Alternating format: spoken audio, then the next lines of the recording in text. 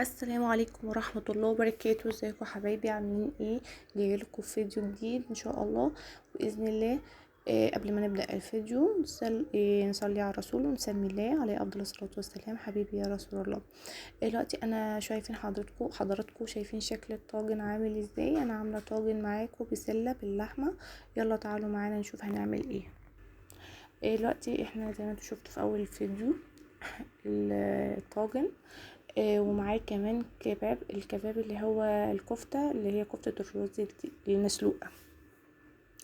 هنبدأ دلوقتي هنعمل ايه. معايا بصلتين كده حلوين بحمرهم هيتبلوا معايا، وبعدين هننزل فصين من الثوم، وننزل باللحمة كده ونقلبهم كويس جدا جدا جدا علشان خاطر انا عايزاه اللحمة تنزل ميتها، ونقعد نقلب كويس بطريقة يعني ما تسيبوهاش، اقعدوا قلبوا فيها براحتكم.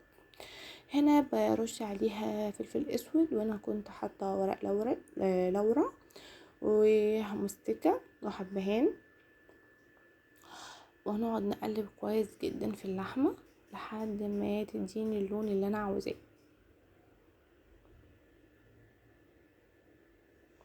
معلش بقى حبايبي، انا بنتي الصغيره اللي كانت بتصورني في المقطع ده، فايه استحملوني بقى شويه.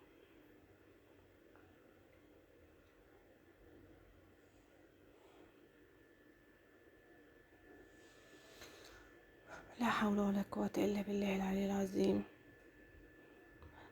احب اشكر كل واحد وقف جنبي وساعدني. شكرا جدا جدا، شكرا جزيلا لكل الناس اللي وقفوا جنبي. متشكره جدا جدا جدا. الف شكر لحضراتكم. جزاكم الله خير واجعله في ميزان حسناتكم يا رب العالمين. هنا معايا من البهارات، معايا بهارات لحمه، ومعايا 7 بهارات، وبرضو معايا شويه كمون. ونزلت باللحمه.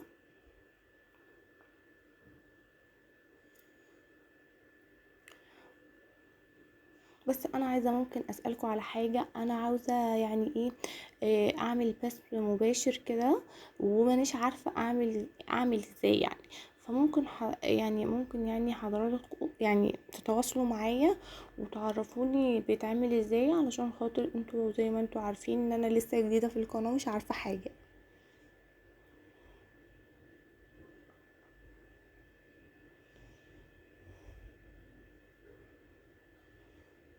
كده اللحمه هي ادت لي اللون اللي انا عاوزاه. تمام. برضو نقعد نشوح فيها كتير كتير لحد ما ميتها برضو تنزل ميتها كده، لحد ما تديني اللون اللي انا عاوزاه اهوت بالشكل اللي انتوا شايفينه ده حبايبي.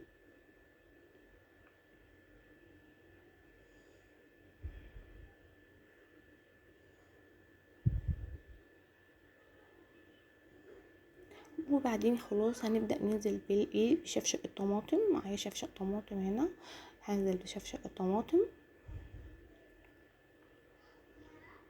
وهسيبها بقى تستوي خالص اللحمه. مش هنزل بالملح خالص خالص خالص الا في الاخر خالص. هنشوف مع بعض هننزل بالملح امتى. انا خلاص هي خلاص هي خشت في السوا اللحمه. هنزل بقى بالبسله والجزر كده،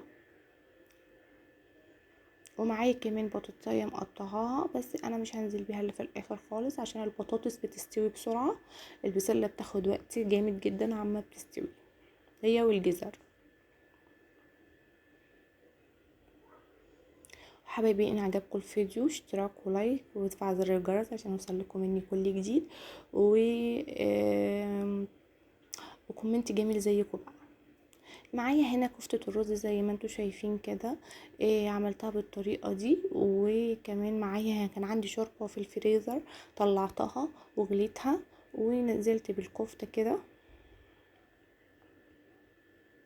انا عملتها معاكم قبل كده في فيديو قديم. اللي عاوز يشوفها ينزل يشوفها تحت. بس انا كنت قلت لكم قبل كده انا هعملها قدامكم، يعني هجيب الرز مع اللحمه مع الخضره. انا ما عملتهاش قدامكم قبل كده، هعملها فيديو لوحده.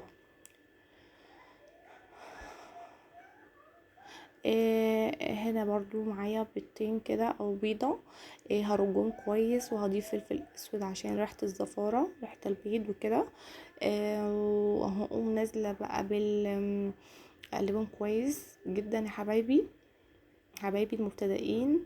انا عارفه ان انتوا كلكم بتعرفوا تعملوا اللي انا بعمله. انا كلامي للمبتدئين العرايس. الجداد. إن عجبهم الفيديو قوموا يعملوا وجربوا الوصفه دي، هتعجبهم جدا جدا جدا.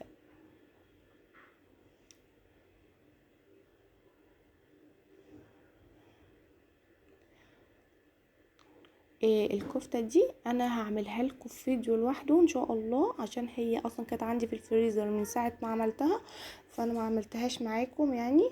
انا كنت كل الحكايه ان انا عملتها قراص قدامكم كده وحطيتها في حمرتها.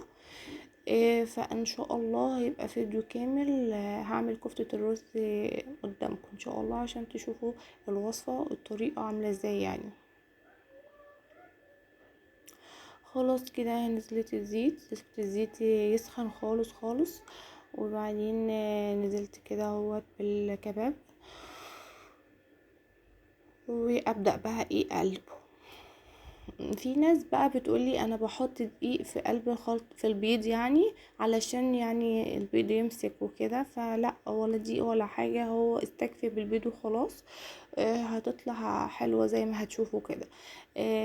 خلاص انا كده برضو البسلة دخلت في السوا. بدأت بقى احط البطاطس زي ما انتوا شايفين كده، وهغطي برضو عليها لحد ما تدخل في السوا.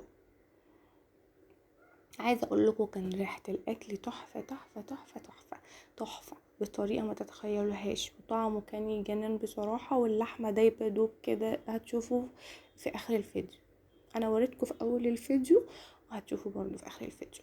هنا برضو خلاص